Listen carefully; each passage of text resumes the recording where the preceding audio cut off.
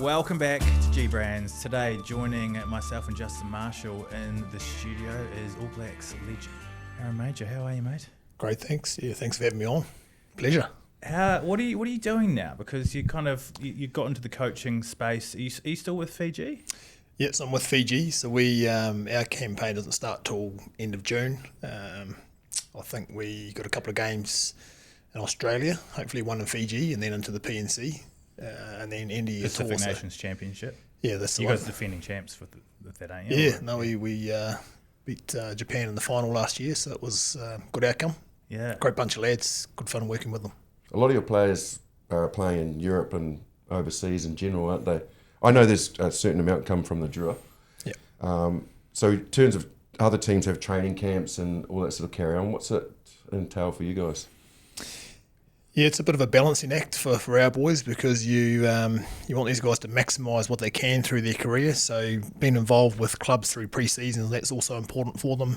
Young guys having babies for the first time. So, Fijian wives up north and all those things. So the beauty of not selecting your best squad the whole time means you can grow your depth. And that's certainly been a plan of Mick since he's taken over. And I think we're doing a good job there. I think we had close to 40 guys play over three campaigns last year. We obviously played Georgia and the All Blacks earlier, and then the PNC, and then we played a couple of the heavy hitters up north at the end of the year. So we're able to give lots of guys exposure. The two guys that played on the wings for the Drua on the weekend, Ponipati Langanomasi and Wate Karaolevu, they both made their debuts last year. Wow. And now they're starters for the Drua. So that's certainly been part of the strategy to look at the options. Some of the more established players are getting on too, so you're sort of looking at where are they going to be in 3 years' time come World Cup, so you need to give some of these young guys a crack, so you've been able to do that. It must be obviously a different environment, isn't it? Do you reckon that's why Fiji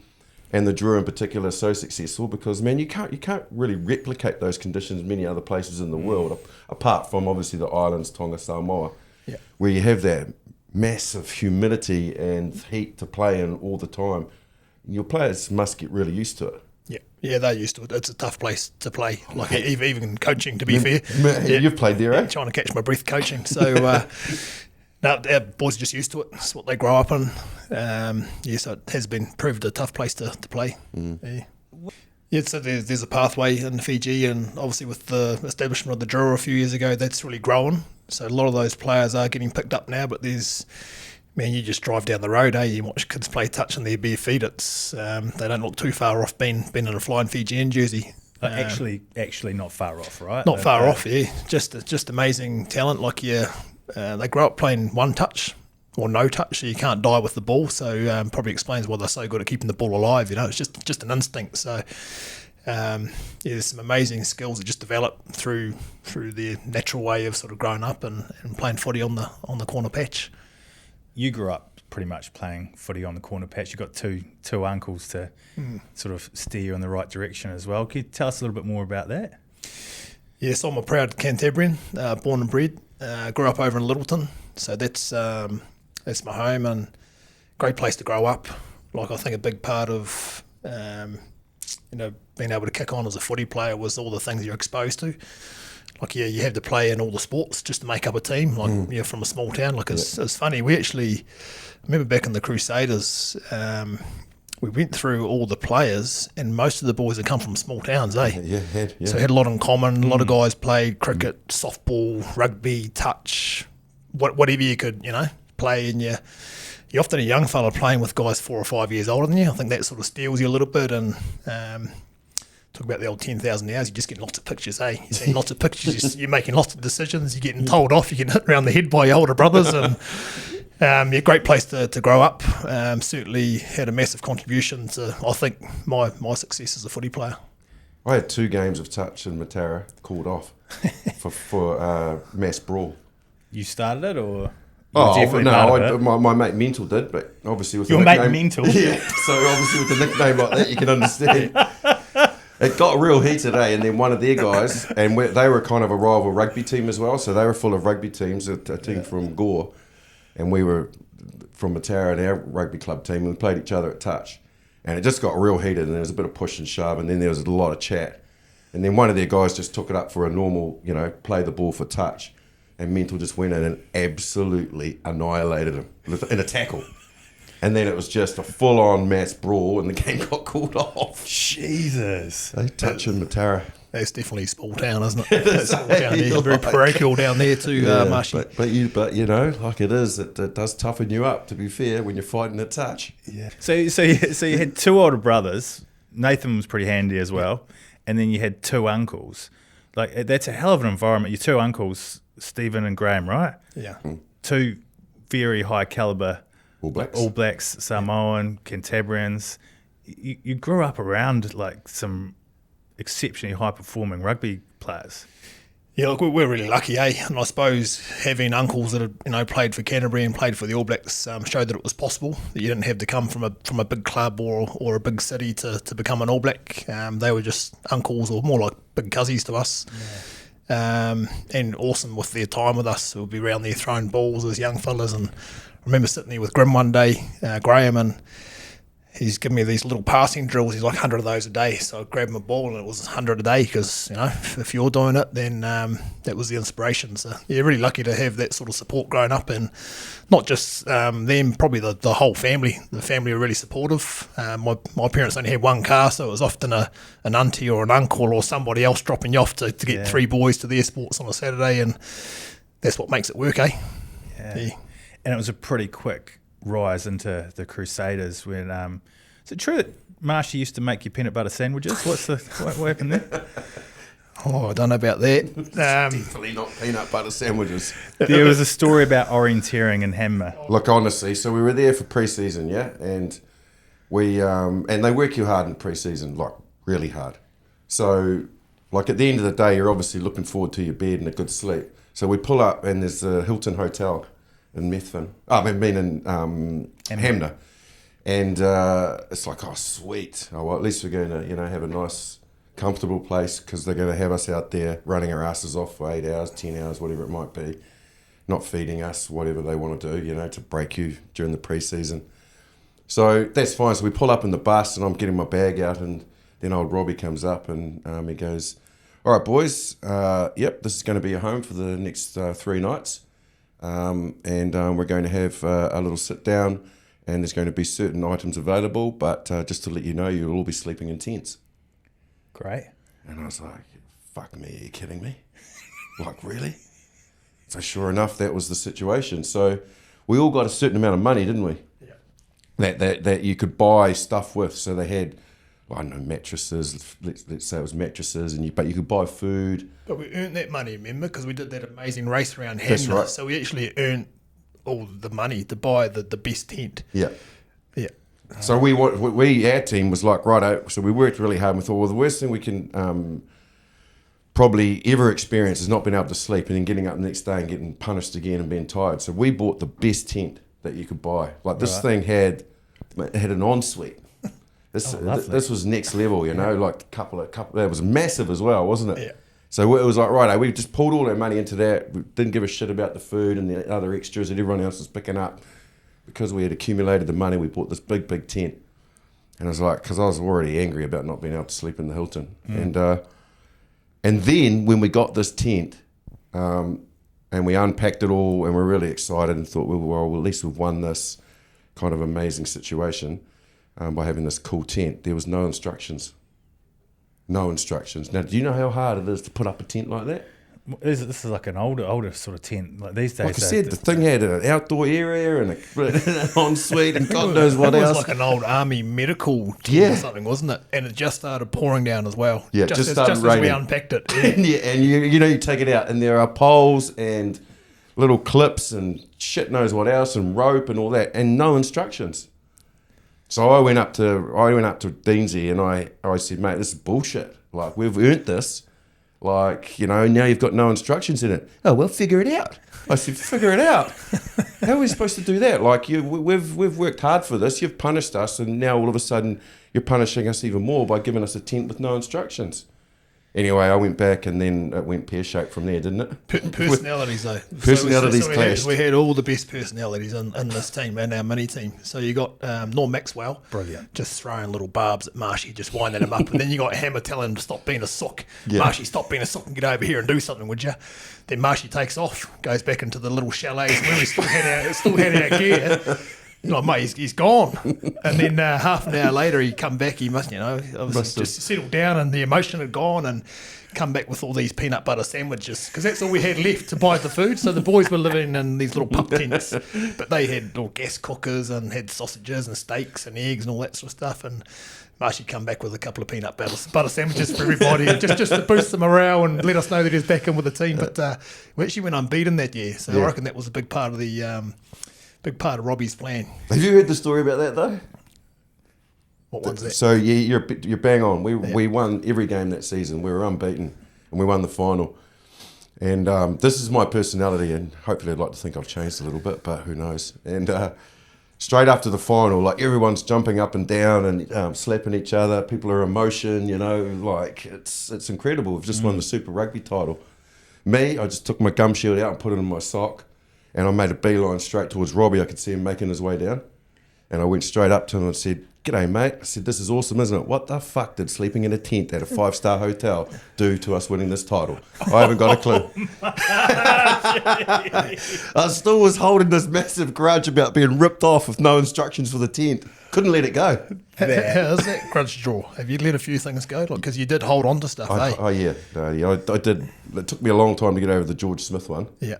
And then I actually met him at the Hong Kong Sevens. Good man. Good man, eh? Top man, yeah. Real top man. He's the one who broke my bloody rib in the 2003 semi-final. late shot. Yeah. Yeah. Late shot, I said. Yeah. Like real late. Yeah. And you would have had a scrap with nearly every player that did, you played with. Not the opposition, but the guys you actually played with. Yeah, yeah. Like just little scuffles, little scuffles. But we had quite a group of players like that, though, didn't we? Competitive. Like Mehrtens was... Yeah, competitive. Mate, Mehrtens could lose his shit real quick. Yeah. Really? Do you remember that day we were at the Cotswold Hotel? Oh, he kicked the ball across the road, yeah. Yeah, I do. We were playing this little warm-up. So the forwards will go, and their forwards are relentless. They'll go and do line-outs, pack a few scrums. They're really focused. The backs will have a coffee. And it's like, we better show the forwards we're interested. We'd go outside and do something. We'd just flick the ball around a little bit or whatever. But we were playing a little game called Claps where there's 2 balls and you could get to it once and all that sort of carry on. One again hit Mehrtens in the chest and he balls it up and it's like, "You're out." And he's like, "No, I'm not." "No, Mehrtens, you're out." "No, I'm not." "No, that wasn't right. I wasn't ready," or whatever he said. And everyone was just like Mehrtens. And then it started to get awkward. And he just picked up one of those balls off the ground and he booted it out of the hotel. So it went up over top of the hotel, across the road, into some house or whatever on the other side of the road. Margaret's, I think, wasn't it? Yeah, exactly. And we all just looked at each other and thought, right, well, there's supposed to be 2 balls in this game, so that's the game absolutely rooted. We can't play this game anymore. And off he went. It's the culture is quite an interesting thing for Crusaders because you hear about it all the time. Like it's a special culture and stuff. It's quite funny hearing those sort of stories where you guys are losing the shit at each other. But I think that's what made us good. Yeah. How? Because we had this real... We were a team full of competitors. Like ultra competitive. Anything we did, it didn't matter whether it was fitness work, it was anaerobic games. When we played those, they'd often get quite heated because we had a team full of absolute winners that all of us, were always on edge because we just wanted to, we always wanted to win. And Robbie was the epitome of competition too, Oh, wasn't mate, he? Like yeah. he would be there running the hills with you, and whether it's playing squash or joining in with the games, he was pretty committed. What was it like for you when you kind of walked into that environment? I loved it. Yeah. That's how I am. Yeah, compete for everything. So for me, it was just normal, Yeah. And growing up with a couple of big brothers, and like Littleton was pretty competitive. Like there was so much talent that that we played alongside over there, and we were playing in big touch tournaments. You're playing. You're 13, 14 years old, and you're playing these big, touch tournaments around Christchurch with men. Yeah. And you're playing in drop-off finals and all that sort of stuff. So I think it was just the way that we were wired, the conditions created that for us. So I absolutely loved it. It must have been kind of surreal, though, to be at your age, walking into that environment, which was great, and that brought the best out of you, but like lining up outside Mehrtens. How did you find that? He How was did a you find hero. playing with him? Because you played with DC and Mertz, you know, two of our best ever. Yeah. A little bit overwhelming, you know, at the start. Like I was at 1998, I'm finishing my last year of school. Yeah. 1999, I'm lined up against, you know, yourself and alongside yourself and Mertz and Mark Meyerhoffler, who was awesome my first couple of years. Norm Berryman, Todd Blackadder. What a legend, you know. So all these guys that I admired, and I was at school on the bank with my mates trying to sneak a couple of beers on the bank the year before. So it all happened pretty fast. But I found the boys did a great job at sort of creating real clarity for me around where I stood, and really encouraged me. Toddy was amazing, like that. He was, yeah. Like really clear on what he expected from you, but also really supportive on helping you get there. So what an outstanding captain. Yeah. How do you compare Mehrtens and Carter? Sorry, coming back to Mertz. Man, two amazing players. Like Mertz, I don't think there's ever been a better scanner in the game. No. Like he's got a photographic memory, you know. You can't win an argument against him because he just got so much information in his head. But in terms of on the game, he could just assess situations really quick. So he was just doing everything so much earlier and giving other people so much time and space around them. So you're really lucky to play my first sort of 4 or 5 years alongside Mertz or outside him, because he certainly helped.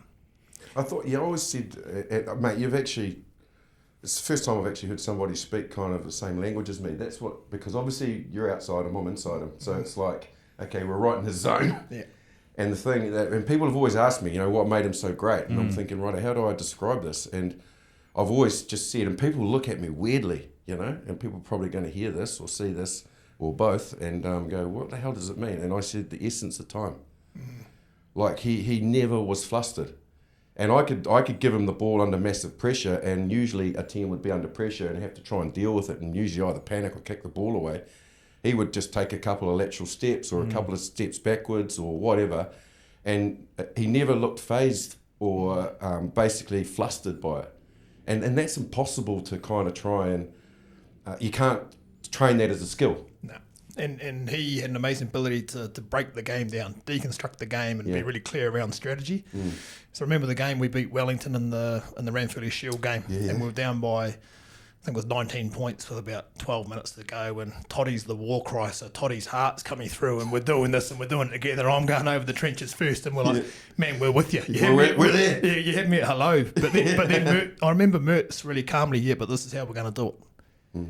So we're with Toddy, but this is what it looks like, and this is how we're going to break them down. It was kicking the ball over to Maxwell to win the ball back, and then we're going to hold the ball, build phases. We're going to attack down here because I think they might have had one in the bin or something. But Mertz were just so clear, so calm on the messaging. So he's given everybody a job, essentially, and that's what you're trying to do as coaches now, make sure everyone's clear in those big moments. So we had guys on the field creating that clarity. Toddy's bringing the passion and the war cry, we're coming with you. Mertz is giving the strategy, and then you just got a whole lot of guys wanting to follow those fellas. Yeah. Team full of champions. It's amazing. And then Carter on the flip side, DC. How did he differ, or did he have similarities, or? Yeah, well, clearly an all-rounder. Like he could have played anywhere, and I think he pretty much did through his career. I think he might have played 9, 10, 12, 13. He substituted me at the World Cup in 2003 as a halfback. Yeah. Came on and played 9 for 7 or 8 minutes, whatever it was. Gosh, you would have been chuffed about that, wouldn't you? Taken off. I thought it was sweet because they didn't name a reserve halfback on the bench. I was like, yes, I'm going to get 80 minutes. Next minute, off you come, Carter's playing 9. I thought, oh, geez, I must be doing a great job out there. And tough. Like he was tough, like pound for pound, looked strong, like very strong, physical guy. Not a big guy, but held his own against anybody, and brave. So Mertz would probably like to call himself brave, but Dan was a different kind of, more physical, robust type of player. A lot of those skills that Mertz had, but I think in terms of being able to see the game, I don't think there's anybody better than Andrew Mehrtens. They both seem like they had essence of time, right? Like, looking at Carter play from the outside, it looks like he's just playing on slow motion. I don't think he had the same ability as Mertz to like I say, to be able to construct something when there was no time. I think DC would just take that responsibility, and because he had such good footwork and he was deceptively strong. If he got a pretty shitty situation, if he couldn't get rid of the pass, he's quite happy just to take a defender on and try and make something out of it. But he probably didn't have the ability to, like I say, go those couple of lateral steps and turn what was going to be originally running ball into kicking ball, but not kicking the ball away type ball. Like, you can kick the ball, but you've got to have the ability to make it constructive kicking. And very often Mehrtens would find space or a person struggling to get the kick that he's kicked. And his adaptability to do that was very different to what DC would do if he got compromised ball. You know, he had to do something constructive with, because it was already starting to look really negative.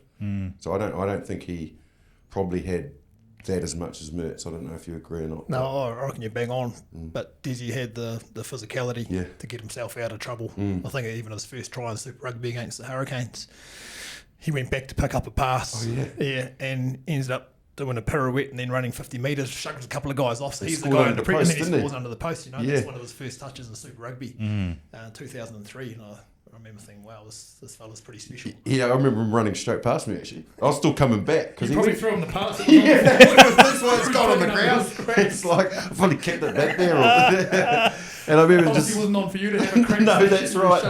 Give it to else. someone else. Just shovel the shit away. Yeah, and I remember him picking up pirouetting, like you said. It's really well described. And I was still coming back, and then he just went straight past me. Yeah. And then you just saw him. He scored right underneath the post, I think. Yeah. Crazy, yeah. And then it must have been great coming into an All Blacks environment where, because you had quite a few Crusaders, but then you had Mehrtens there to help you again on your debut, didn't you? Yeah, we actually had a lot of Canterbury guys in that side. So, you know, Leon McDonald's and Mehrtens, my brother was on that tour. So we both got named on the same day, first time in the All Blacks, which was pretty special. Richie was on that tour as well. So him and I come through the age group teams together. Greg Feek, Dave Hewitt, Chris Jack, Reuben Thorne was your pretty stacked side. So it was a little bit like, you know, playing with those Crusader boys. And then some unreal players like Jonah and Andrew Mehrtens and those guys. So, I was pinching myself getting to play alongside those guys. My first test at Lansdowne Road, I'm sitting between Jonah and Tana, you know, wearing the number 12 jersey. Jonah's 11, Tana's in 13, Mehrtens is in 10. So it's definitely a bit of a pinch me moment, and something I'll never ever forget. The old Volcano pub in Littleton would have been full that day, eh? Major boys debuting together. It would have been pretty full, I'd say. Yeah. They shouldn't need a test match for that, though. No, they don't do that. Yeah, there's about 12 pubs, I think, over on that one block. So it's unbelievable, isn't it? Yeah, not so much anymore, unfortunately, after the earthquakes. But it was back in that day. Yeah. How'd the debut go? It was a tight game. It was a tight game. Yeah, we were actually losing at half time, and I remember thinking to myself at half time, man, this could be it, because the All Blacks hadn't lost to Ireland at that stage. So yeah, all those things go through your head as a young guy, you know. This might be it. You better go out and enjoy the second half and make the most of it. So I remember Richie stole a few balls, and Jonah Jonah ended up scoring a couple of tries to get us back in the game, and I think we won quite comfortably in the end. Pretty surreal moment though. Had family over there watching the game, and it was actually quite a tight tour. We went to Scotland and we sort of scraped through that game the next week, and then we nearly lost to Argentina in the third game. So had those similar sort of thoughts, first team to lose to Argentina. But Razor ended up scoring in the corner off a Ben Blair break. Right. Yeah, about the 86 minutes. So. I think it's the only try Razor ever scored, isn't it? Pretty sure it is. That's the way they always rolled it out in the highlight clip. I don't see him scoring many more. Yeah, I think he's probably sending the package through, is he? Absolutely, yeah, exactly. Remember this one? Yeah. Did you hear from Grim and Stephen? Obviously you probably did, leading into your test debut. Yep, Steve was actually there. So Steve was playing for Leeds at the time, over in the UK. So played for Leeds. Yeah, I remember that. Yeah, okay. Yeah, so he come over, watch the game. So that was pretty cool having him around, and a few of his buddies that we knew. And I actually played in Ireland in 1997. So I actually played there as a young fella for a club called Suetonians on the north side of Dublin. So, really? So you'd played there? Yeah. Oh, cool. So all my buddies turned up. So we're driving down to the stadium, to the Lansdowne Road, and you sort of reflecting on how you ended up on an All Black bus going to play your first test. So thinking of your family, and so it's a pretty buzzy moment. You're thinking of your family and all the people that have enabled you the opportunity to be on that bus, and so it's a bit of an emotional time. Yeah. And then I rock up, and here's about 20 to 30 drunk Irish lads. They would have been maybe in their early 20s at the time, with the club jersey on Suetonians, green, blue and white stripes.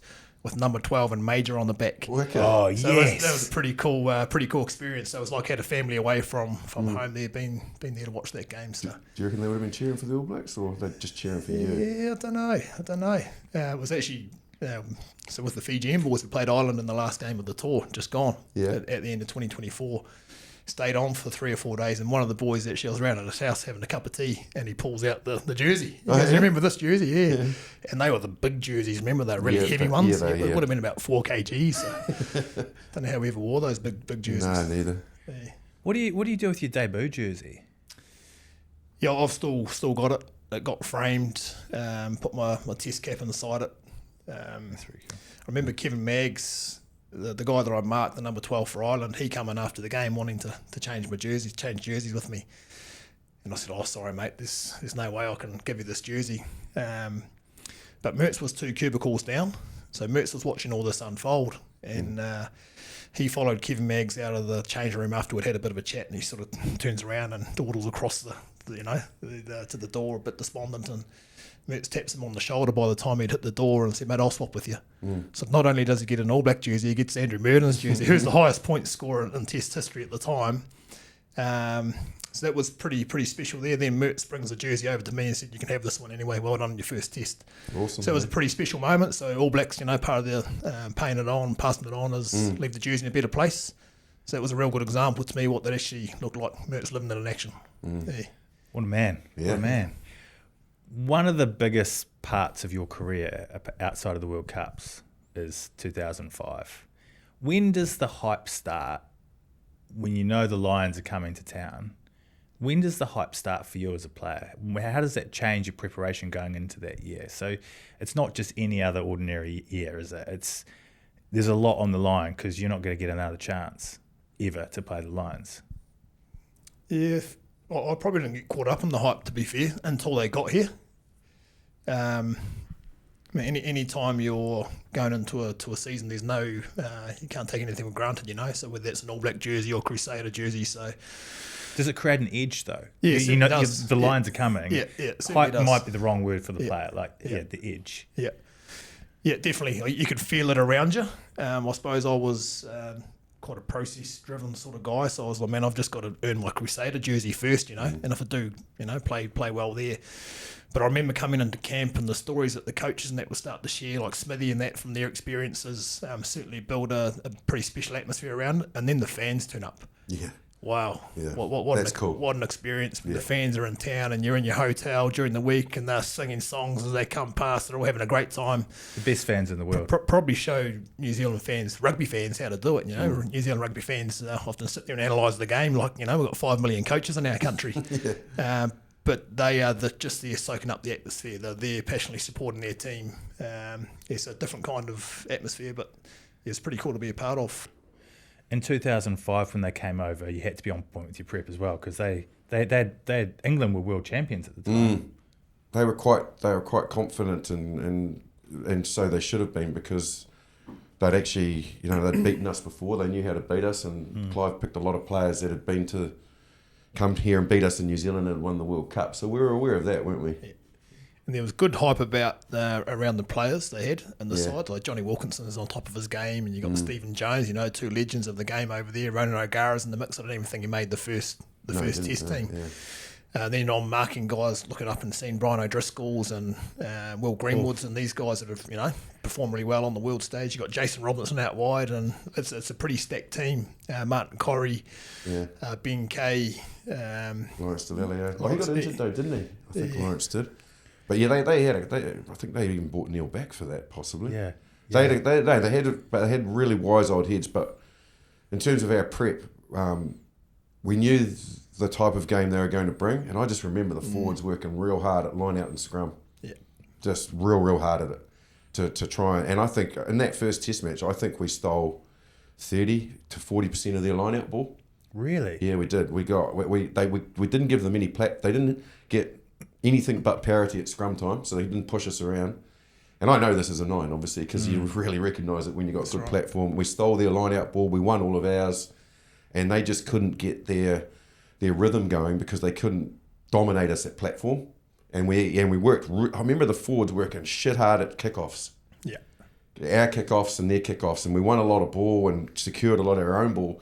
And they might seem like pretty shitty areas, but they're massively important in the ebb and flow of a game. Yeah, that's really interesting. And we won all of those, and then we had the firepower, to unleash, and so yeah, we just disrupted them in an area I thought they were going to come here, and they thought they were going to come here and dominate us in.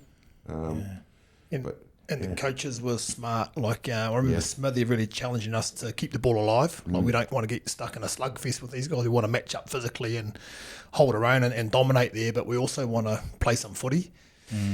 So then we get to that first test and it's pouring down, eh? Like it's freezing it was cold. Such a nice day though, eh? It was southerly. Yeah, but I remember the training leading up to that, the way we were playing lots of pop touch and lots to keep the ball alive. So that really come through in the game. Like the boys were still breaking their defence down, which was really strong, just with how we wanted to play. And Real had the courage of our own conviction to go and play that style of footy.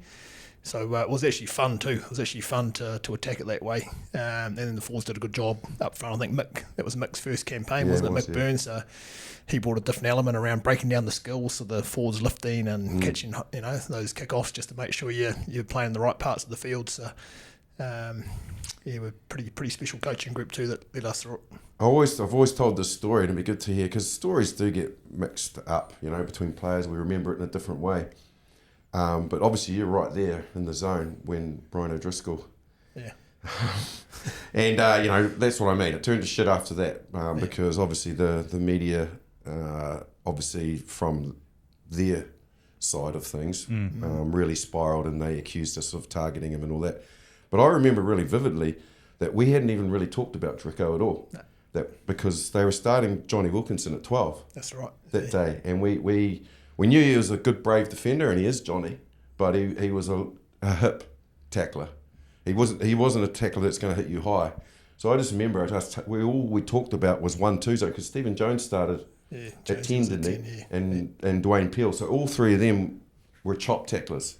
So we knew our big ball runners could get the offloads and the pops going. So we weren't even talking about Brian O'Driscoll. So for them to say then that, our boys targeted him to take him out of the test, his name didn't even really come up. I remember he was clearly a threat, and I think Smithy gave us a few homework projects to keep an eye on these players. And so I remember looking at Brian's game at the time, and obviously Johnny, we were expecting Gavin Henson to play 12. Yes, we were. Because he was in good form for Wales at the time, but Johnny ended up playing there. So we were pretty surprised. So it probably threw us a little bit, to be fair, around our prep. So, I'm with you. We certainly didn't put all our focus on Drico. No, then obviously it went horrible after that with what's his name, Campbell, who just wound the media up and accused us, and it was horrible. It was awful for Tana and Kevy, but Tana had to wear it because he was captain. Those accusations of us, and that's just not in the All Blacks DNA. We just don't even think about a player being that much of a threat to us that we can't contain him. Yeah. And the fact that we were accused of actually taking him out on purpose, intentionally injuring him, that was massively disrespectful. And they thought they were going to unsettle us. Well, all they did was motivate us because we just saw the pain Tana had to go through of being accused of something like that. Yeah. I actually think it became a distraction for the Lions. Yeah. The second week, there was so much attention on that incident. Like we just had to crack on. We got around Kevy, we got around Tana, and just did our thing. But we're able to reset and focus on the footy, whereas it was the whole week in the paper for them. So maybe the media had an adverse effect on their preparation as well. Just so much external noise coming in at them. Tell me about Tana Umaga and playing, because you played obviously inside him. He's your captain, a man with huge mana in New Zealand. But from someone in your position, what was he like to play with? We had great chemistry on the field. Absolutely loved playing with him, and I think because he's so instinctive. So you often would be assessing a situation, he's already there. So all you really got to do is give him the ball and then try and get another touch through the other side, which is, because he's going to keep the ball alive. Yeah. So he had an amazing ability to run a line just to see a body shape and then get through, either all the way through or halfway through, and then he's keeping the ball alive to feed off the scrap. So had Mertz making me look good on the inside, had Tana making me look good on the outside. It actually wasn't too tough a job, to be fair. Yeah. But outstanding fella, great leader. Really enjoyed when Tana took over as captain as well for those couple of years, and we were going through a bit of a paradigm shift with the All Blacks around the leadership model and trying to take a bit more responsibility that come with the privilege of being All Blacks, sort of going right back into what it really means to be an All Black, and that was driven by that coaching staff. And it was like going back to university, to be fair. There was so much stuff happening off the field, but it all contributed to how we come together and performed on the field. And I share that story a lot, and just that moment in time where we were just really privileged to be around some great leaders and be a part of that legacy project. And Tana was obviously the guy at the helm, leading that as the captain, and all sort of transpired on that couple of pongal down in Dunedin the first time. Oh, yeah. We were, and you've got to take your hat off to the coaches, because they were bringing in people who they knew just had more expertise in certain areas around bringing a team together. Nothing to do with catching and passing the ball and making tackles and that, but we had Sir Brian Lahore sitting over top of the program as a kaumātua, essentially. We had Sir Derek Lardeli coming from Ngāti Porou East Coast, and he just sitting in our leadership meetings helping us with the haka, helping us understand how to haka properly. And then helping compose a couple of ponga. So you got these amazing minds. Five people that were in that room went on to become sirs, from that management group. Yeah. With Ted, Steve, and Smithy as well in that mix. Some pretty powerful minds. And the thing I loved about it was, the footy was the footy. Footy's the easy part, but it was how they constructed the environment to get the best out of the players. And it was a pretty dominant period for those first 4 years. Obviously didn't finish too well in Wales at the Millennium Stadium against France in that quarter final, but it really set up the next two World Cups, through their periods. So, pretty thankful to be a part of it. It was a massive, sorry mate, but it was a massive history change for the All Blacks though, wasn't it? Yeah. To take on the responsibility of creating and performing a new haka. Yep. Like I remember we were practicing it before the Lions, weren't we? That's right. We made a good collective decision about that. Yeah. Because of the significance of the Lions series, and I remember being in the leadership group at the time, and I remember being quite vocal and saying, I don't know if this is the right timing for it, because this is the Lions. They're only here every 12 years. There's massive worldwide attention. Many players that it's the only time you'll ever play the Lions. And if we bring a new haka out and things don't go well in the first test, the public might really get on our case for changing history and for all of a sudden not having Kamati as the All Black haka, we just didn't probably need that external pressure if things didn't go well. But then obviously I left after that, and then you guys obviously got together and had been working on it a lot. So it must have been quite a real nervous thing to have to go and do, or did you just feel like it was the right time? Yeah, I think because it was so carefully considered that we wanted to get it right, and it was something. It was a gift, It was a gift. It was giving Kamati a brother at the time, and that was a lot of the language. So it wasn't dismissing the importance or the significance of Kamati. It was actually uplifting and elevating Kamati, the mana of that haka as well, by giving him some support. And just going through that whole process was pretty special. So you were part of composing it. You were around the table that. So a lot of the words were really around the research, I suppose, the digging into who we are as New Zealanders and digging into who we are as All Blacks, and that comes through in the wording. So you got Sir Derek sitting in there just taking some notes and having a bit of a play around with it, running it by the leaders. Sure, he was getting sign off from the higher powers too, and the Māori sort of culture in New Zealand as well. So there's a lot of thought went into it, a lot of time. It was certainly very carefully considered just to get it signed off at the right level to have it ready. And Marshy nailed it before. If it wasn't ready, then you just put it on ice and make sure you're ready. And it went off with a bang down in Dunedin against South Africa the following year, 2005. Yes, it was 2004 we started doing it. Let's go back to the Lions, because you were. It is Lions year, and you were there when arguably the greatest ever Lions performance by an individual took place. DC, was it 33 points? Yeah, it was probably all those things we talked about. Everything that he touched just turned to gold, didn't it?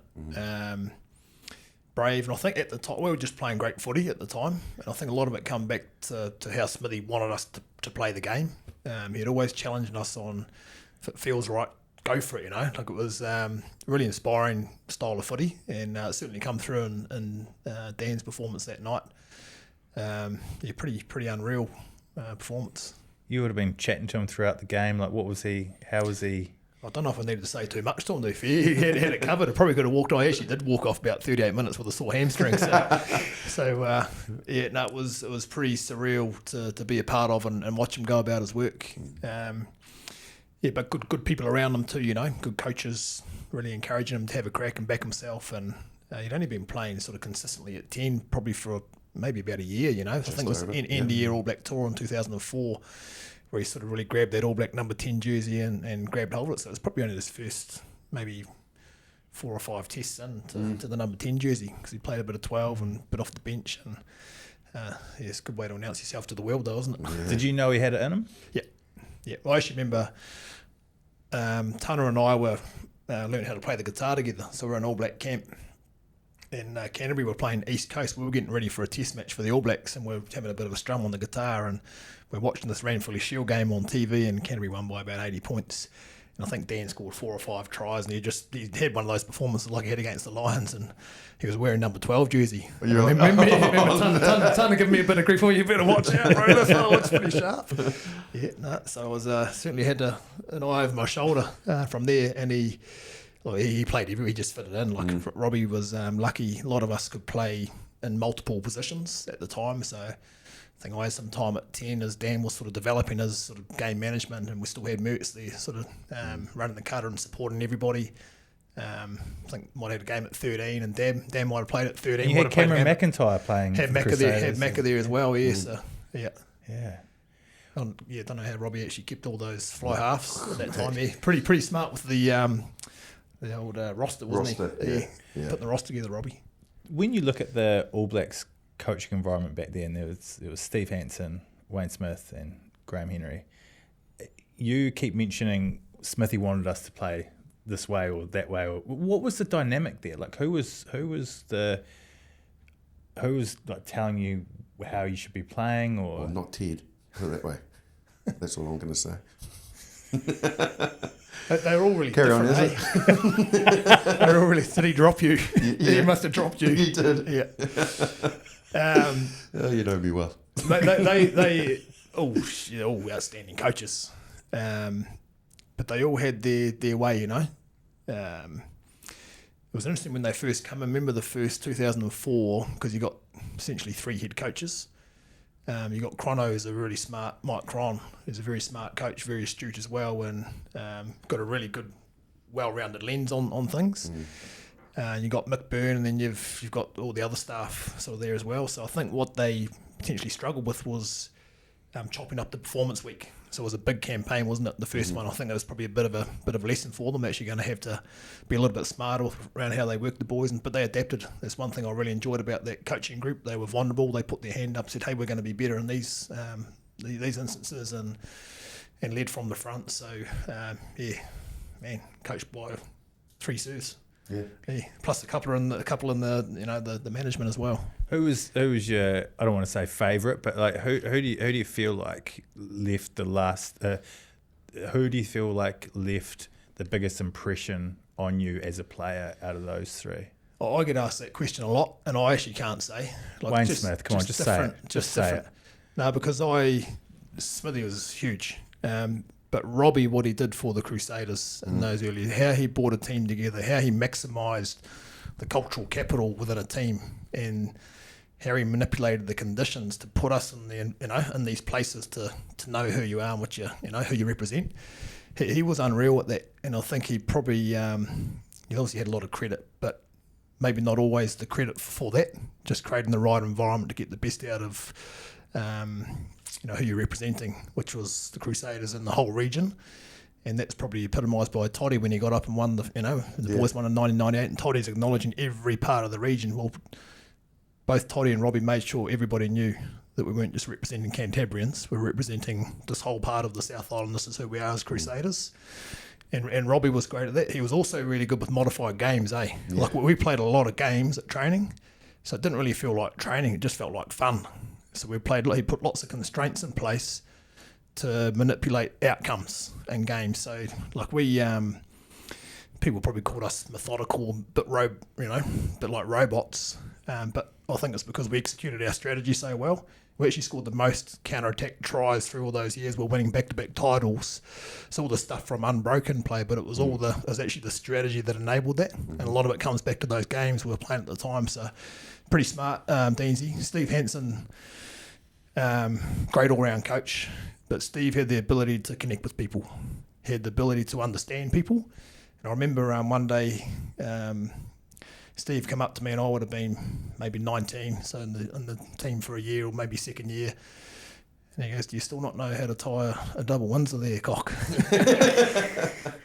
And I said, "Oh, nah." And he goes, "Well, I just saw your nana up in the stand, so best you're looking sharp first. She's made the effort to come watch your game, so let's make sure we tidy up a little bit." So he's teaching me how to tie a double Windsor, and then he's looking at my fingernails. He goes, "When was the last time you cut your fingernails there, Shag?" but he took time he made the effort. Yeah. And he knew what was important to you. Family's everything to us, So he knew that was important. So you represent yourself at your best when you go and see your nana tonight. So, and also an outstanding rugby coach as well. So, all pretty special men. Yeah. Your career then, you went over to the UK, didn't you? You played for Leicester Tigers. Yeah. What a change up. Yeah. Yeah. It was like I loved playing for the Tigers and went back and coached there as well. Loved the club. Still have a lot of contacts there. Welford Road. Mattioli, Welford Road now, I think. But funny, like my first game for the Tigers, so you go from Smithy coaching you, and he's challenging you to touch the ball to the 12, 30, 40 times a game, if you want to be world class, this is what it looks like, and this is how we're going to get it. So he's with you the whole way of the journey, breaking your game down around how you're going to have an impact on the game. And then I get to Welford Road and I played my first game against Toulouse in a Heineken Cup game and we won 8-7. I touched the ball 3 times. I was going to say, did you even touch it? I touched the ball 3 times and walked off with a dead leg. I played outside Goody. We were talking about Goody before the show come on, and Goody his job was just sit in the pocket and get the forwards down into the 22 and line out. And those, line out more. Yeah, those boys just went to work. We had a phenomenal forward pack, tough. So it was a different way of doing things, and it was such an eye-opener. It was really good for me. Struggled at the start because it was different for me, and then I realised, man, I'm the one that's got to adapt here. Can't expect 14 guys to adapt to the way that I played back in New Zealand. George Shooter always used to take the piss out of me. He's a funny guy. He's good. Yeah, I know Shoots well. Yeah. Good man. He's like, I got back home. Was that he did it back home, mate? He's always giving us a little bit of grief, but good banter, good crew. Like played with Martin Corrie, become good friends with him. He lived in the next village over and spent a lot of time. Kids end up growing up together and make new friends. Same game, but totally different environment and successful. Massively successful. One of the hardest places I've ever played rugby. Really parochial, loyal crowd that would always turn out every Best week. Crowd. They followed them around as well. Crowd. Yeah. And like you say, through that real golden period, that they just had a team of tough players, didn't they? When I was playing against, was Jono still playing then when you were there? It just missed him. I played against and he was there, so that added even more steel to that niggly forward pack with Corrie and Neil Back and those guys. And you probably wish you would have played for Leicester, because Smoke on the Water is a real Matoda song, isn't yes, it is, absolutely. I'm pretty sure you turned the wrong way when you come out of the shed one day when you played the wrong changing rooms. You wanted to be part of the Tigers team that day because of the music. Oh, mate. Hey, come on, mate. Do they make their field narrower? It was a small field. This is a small field, isn't it? Yeah, so they could bash the opposition up. Exactly, yeah. I want to just look quickly forward to the Lions in Australia this year. How do you see this panning out as far as who's going to win the series and how close it's going to be? Because by all accounts, the Northern Hemisphere is pretty confident, and they were pretty confident when they came here when you played as well. Yeah, it's all going to be cohesion, isn't it? Like it's about the Lions gelling. Like they're outstanding. They're going to pick an outstanding squad. But the challenge is how well do they come together? that'll be the whereas the Aussies have been building. They've had those shared experiences for the last 18 months. There's an excitement there. You can see that coming through. So I think it's going to be a bit more even than what people think it is. Yeah, I think Aussie are going to give them a good crack. I'm picking them to upset the series. Yeah, nice one. Yeah. And just finally, a new segment. It's called Tunnel Vision, right? So what I want you to try and do is remember the best moment when you walked out of a tunnel and give us the vision of it in your own words to paint a picture for the person listening to this, to try and get us as close to the experience as you possibly can. Yeah, obviously that's a tough question. Lots of memorable runouts. Obviously my first test was pretty memorable, but one that really sticks out was when I made my debut for the Littleton Rugby team, Division 2. That was in 2006, so the club had sort of the last time the club's had a senior Prem team, A team, was in 1988. And at that time I was a ball boy. And I remember the seniors would be doing their 1, 2, 3, 4, 5 on the wooden floor in the pavilion. I could smell the liniment, and it was just all the local builders. And my old man was a fisherman, so a lot of his mates and my uncles and people were playing. And I just wanted to be able to wear that jersey one day. And when I left school, Littleton had, I think the highest ranked team was 4th grade or something. So the club had sort of been on the decline for a few years. So about 2005, a whole lot of my old mates were playing maybe Division 3, and a group of us got together and tried to sort of uplift the club a little bit, and we managed to put 2 teams together. I said, if we can get a Division 2 team, I'll transfer and I'll come and play for Littleton. So I got that chance to run through the tunnel, 1, 2, 3, 4, 5, in the change shed, run across the concrete pad onto the field, and it was against Linwood, who we have really strong ties with as well. And it was a pretty special moment. My brother and I used to kick goals down there pretty much all year round. He'd dub me on a 10-speed bike, so I'd be on the handlebars, and we'd take these bread bags around to Magazine Bay and fill the bread bags up with sand and come back and kick with the sand, you know. So Nice. It's had lots of memories. So a bit of a long answer to your question, but No, take your time. That was a pretty special moment, running out on my home ground and where I'm from with my mates. A lot of my mates had come back to play as well, and all my family were down there. I think there's probably 50 or 60 of the family turned up to watch that moment. My Uncle Grim was playing as well, so that was cool. So I got to play with Grim. It was a good moment. Yeah. It's just great though, isn't it, hearing that? Because like you often hear professionals say that the actual grassroots of rugby is where we all started and how much it kind of meant to us and why we are so protective of our game. Like you can have a guy that's run out in all the major stadiums in the world, Ellis Park, you know, out at Aviva Stadium, I think it's called now in Dublin, or Millennium Stadium in Wales, even here at Eden Park. But it's a club ground going out the tunnel where you grew up, which turns you into a rugby player. Yeah. You know, like I always remember what we used to do with our club is we used to sit in the hedge and watch the game. So it had this big hedge surrounding, and I used to go and watch my old man. And I used to hover around the changing rooms because I wanted to hear them do that clanging of the things, or the boots on the concrete. Yeah. You could smell the liniment. Exactly the same memory for me. Yeah. And all I wanted to do to be a successful rugby player was play for the club. Yeah. To be able to be in that first team and run out and be like my old man. And we all used to climb up into this hedge. There was a way you could get through it after we'd played in the morning, and they'd give us a pie and a bag of chips as rewards and a soft drink, and all us kids would sit in the top of the hedge and watch the senior game. And I remember that like I don't remember, you know, a lot of test matches of, you know, what happened or what the crowd was like or anything, but that is entrenched in my mind. And it's similar with Littleton, you know, because that's why we play the game. Yeah. Did you play for them? I did, yeah. I did play for them. How good. Yeah, it was amazing. And again, just the experience of it and being in that, just even being in the changing room was, that for me was my test match. My All Black debut, you know, playing for Mataura in the senior team. How good would it be to see more All Blacks playing club rugby? It'd be awesome. Oh, and they would love to as well. Yeah. Oh, yeah. They would love to, just like you guys are talking now. Mm. Yeah. Hardy Savia does it whenever he can. Yeah. Yeah. How good's that? Yeah, it is good. Yeah. Loves his club, knows where he's from. It's important to him. And he gets to go and play with his mates. Yep. Mates that he grew up with, mates that he played at school with. I would like to see more of that.